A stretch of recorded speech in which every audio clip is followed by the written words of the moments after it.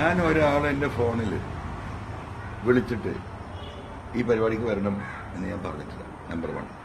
Especially ജനങ്ങളോടല്ല കേട്ടോ, especially party leaders, panchayat മെമ്പർമാർ, block panchayat മെമ്പർമാർ, ഈവൻ ജില്ലാ പഞ്ചായത്ത് മെമ്പർമാർ ഉൾപ്പെടെയുള്ളവരോട് ഞാൻ പറഞ്ഞിട്ടില്ല. ഞാൻ പറഞ്ഞു നിങ്ങൾ ആരും വരണ്ട, ഞാൻ ഒറ്റയ്ക്ക് പ്രസംഗിക്കും. അതുതന്നെയാണ് നമ്മുടെ സ്ട്രാറ്റജി.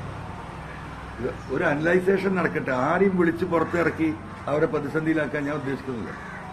ഒരാളും അവരുടെ എന്താ പറയാ ഇപ്പൊ നിൽക്കുന്ന ഈ സാഹചര്യത്തിൽ നിന്ന് പുറത്തു വന്ന് എനിക്ക് പിന്തുണ നൽകണമെന്ന് ഞാൻ പറയാത്തതിന് പല കാരണങ്ങളുണ്ട്. അതിലൊരു കാരണം ഇപ്പോൾ ഈ നടന്നുകൊണ്ടിരിക്കുന്ന സംവിധാനം. ഇപ്പോൾ ഗവൺമെന്റ് തെരഞ്ഞെടുപ്പ് വരാൻ പോവുകയാണ്, പഞ്ചായത്ത്. അപ്പൊ അതിന് മുമ്പ് ആ കാര്യങ്ങൾ എങ്ങനെ ചെയ്യണം എന്നുള്ളൊരു ആലോചനയാണ്. ഇന്ന് ഞാൻ ഇപ്പോൾ ഇവിടുന്ന് തീരുമാനിച്ചാൽ 25 പഞ്ചായത്ത് LDF ആയിരുന്നു പോകും. നിലമ്പൂർ മാത്രമല്ല. ഇനി അത് പാർട്ടി അങ്ങനെ ഒരു വെല്ലുവിളിക്ക് വരികയാണെങ്കിൽ ഞാൻ അതിന് തയ്യാറാണ്. പോകും. മലപ്പുറം ജില്ലയിൽ പല സ്ഥലത്തും പോകും. ചിലപ്പോൾ കോഴിക്കോട് ജില്ലയിലും പോകും, ചിലപ്പോൾ പാലക്കാടും പോകും. മലപ്പുറം ജില്ലയിലെ മാത്രം കാര്യം ഞാൻ പറയുന്നത്. അപ്പോ അതിലേക്കൊക്കെ പോണോ എന്നുള്ളത് CPM ലീഡർഷിപ്പ് ആലോചിച്ചാൽ മതി. എന്റെ മെക്കെട്ട് കയറി പറഞ്ഞുകൊണ്ടേയിരിക്കുമ്പോൾ ഞാൻ തിരിച്ചു പറഞ്ഞുകൊണ്ടേയിരിക്കും. ഇപ്പൊ ബഹുമാനപ്പെട്ട LDF കൺവീനർ ഇപ്പൊ പറഞ്ഞ എന്താണ്? പാർട്ടി പറഞ്ഞത് അനുസരിച്ച്. ഞാൻ പാർട്ടി പറഞ്ഞത് അനുസരിച്ചതാണല്ലോ. ഞാൻ ഈ നിമിഷം വരെ പാർട്ടിയെ തള്ളി പറഞ്ഞിട്ടില്ല. ഞാൻ ഇത്ര വയലന്റ് ആണ്ട് വന്ന എന്താ? ബഹുമാനപ്പെട്ട മുഖ്യമന്ത്രിയെ ഈ രാഷ്ട്രീയ പ്രതിസന്ധിയിൽ നിന്ന് കേരളത്തിലുണ്ടായിട്ടുള്ള പോലീസിങ്ങിന്റെ ഭാഗമായി ഇടതുപക്ഷ പ്രവർത്തകർക്കും കമ്മ്യൂണിസ്റ്റ് പ്രവർത്തകർക്കും പൊതുപ്രവർത്തകർക്കും ഉണ്ടായ മോശമായ അനുഭവങ്ങൾ, വിഷമങ്ങൾ, പ്രയാസങ്ങൾ, അതിലൂടെ പാർട്ടിക്കുണ്ടായ തളർച്ച, അതിന് കാരണക്കാരായ പോലീസ്, ഈ വിഷയത്തിൽ ഇടപെടണമെന്നാണ് ഞാൻ പറഞ്ഞത്. അപ്പം അതിനെ അഡ്രസ് ചെയ്യാതെ എന്നെ കള്ളനാക്കാനാണ് മുഖ്യമന്ത്രി വന്നത്. അത് ഞാൻ സഹിക്കുമോ? പിന്നെ ഇപ്പൊ പാർട്ടി സെക്രട്ടറി, ജില്ലാ സെക്രട്ടറി കഴിഞ്ഞ 2 ദിവസമായിട്ട് ശ്രമിച്ചുകൊണ്ടിരിക്കുന്നത് എന്താണ്? എന്നെ മതവർഗീയവാദിയാക്കാനുള്ള പരിശ്രമമാണ്. നിങ്ങളൊരു കാര്യം മനസ്സിലാക്കണം. സംസ്ഥാന സെക്രട്ടറി എന്നെ പുറത്താക്കുന്ന വൈകുന്നേരം 2:30 മണിക്ക് തുടങ്ങിയ പത്രസമ്മേളനം 3:30 തീരുന്നത്. അവസാനമാണ് അദ്ദേഹം പറയുന്നത്. അതിനു മുമ്പ് പാർട്ടി സ്റ്റേറ്റ് കമ്മിറ്റി ഈ വിഷയത്തിൽ അവരുടെ അഭിപ്രായം പറയുന്നതിന് മുമ്പ് ഈ മോഹൻദാസ് നടത്തിയ പ്രസംഗമാണ് നിങ്ങൾ കേട്ടത്. അപ്പൊ അദ്ദേഹം ആദ്യം എന്നെ തള്ളിയിട്ടുണ്ട്. അപ്പൊ ഇപ്പം വർഗീയവാദിയാക്കാനുള്ള ശ്രമം. എനിക്ക് ഇന്നലെ എന്തൊക്കെ ചെയ്യേണ്ടി വന്നു? 150 കൊല്ലത്തെ ചരിത്രം പറയേണ്ടി വന്നു. എൻ്റെ വീട്ടിൽ ജോലി ചെയ്യുന്ന ഹൈന്ദവ സഹോദരിമാരെ നിങ്ങളെ മുമ്പിൽ കൊടുന്ന് എന്താ പറയാ കാണിക്കേണ്ടി വന്നു. എന്തുകൊണ്ടാണ്? എൻ്റെ ചെറുപ്പത്തെ എൻ്റെ മുലകുടി ബന്ധം വരെ നമ്മൾക്കിവിടെ പറയേണ്ടി വന്നു. അതൊക്കെ പറയിപ്പിക്കുന്ന ആരാ?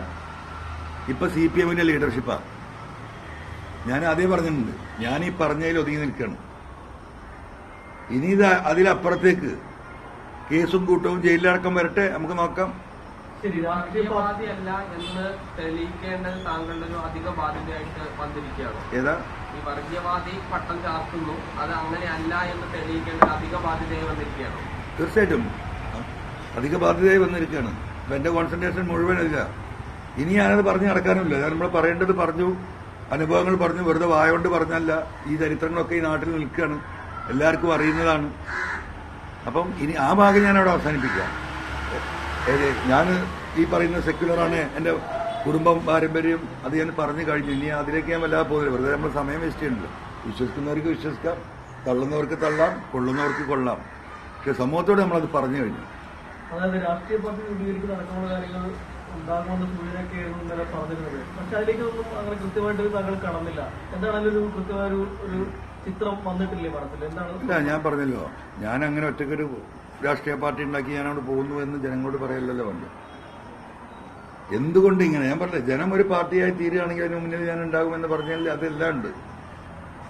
ഞാൻ രാഷ്ട്രീയ പാർട്ടി ഉണ്ടാക്കില്ല എന്നല്ല അതിന്റെ അർത്ഥം. കാരണം പബ്ലിക്കിനെ നമ്മൾക്ക് പബ്ലിക്കിൽ നിന്നുള്ള റെസ്പോൺസ് കിട്ടുന്നു. ഇപ്പൊ നമ്മളെ സർവേ റിപ്പോർട്ട് എന്നെ സർവേ ഇട്ടിരുന്നല്ലോ. ഇന്നലെ രാത്രി 12 മണിക്ക് നോക്കുമ്പോൾ 1.2 മില്യൺ കടന്നിട്ടുണ്ട്. ആ 1.2 മില്യൺ കടന്നിട്ടുണ്ടെങ്കിൽ അത് പരിശോധിച്ചാൽ എന്തായാലും ഒരു 90% ഈ പറയുന്ന രീതിയിൽ നമ്മൾ കൊടുത്ത ചോദ്യത്തിന് പോസിറ്റീവായിട്ടും ഉത്തരം ചെയ്തിട്ടുണ്ട്. അത് അനലൈസ് ചെയ്തുകൊണ്ടിരിക്കുക.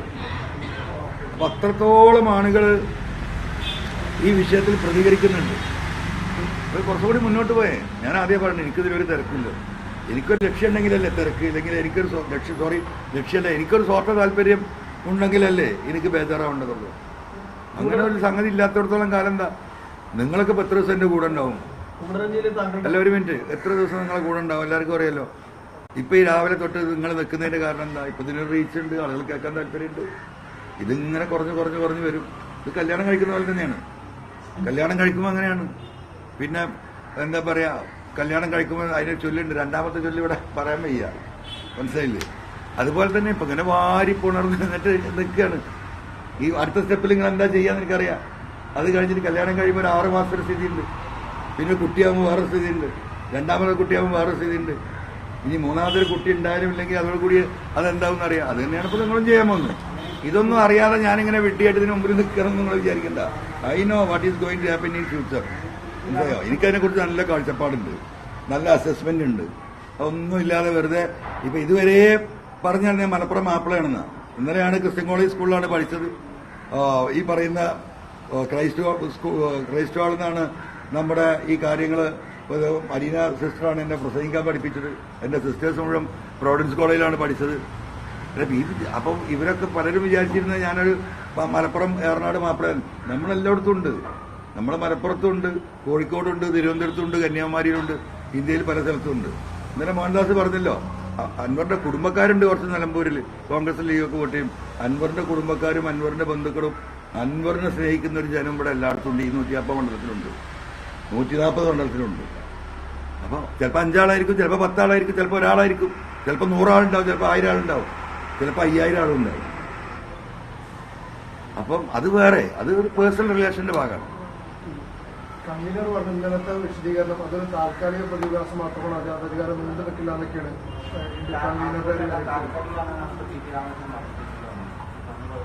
മുപ്പര് സമാധാനമായിട്ട് ഉറങ്ങട്ടെ. ആ പറഞ്ഞതിന്റെ അടിസ്ഥാനത്തിൽ സമാധാനമായിട്ട് അദ്ദേഹം ഉറങ്ങട്ടെ.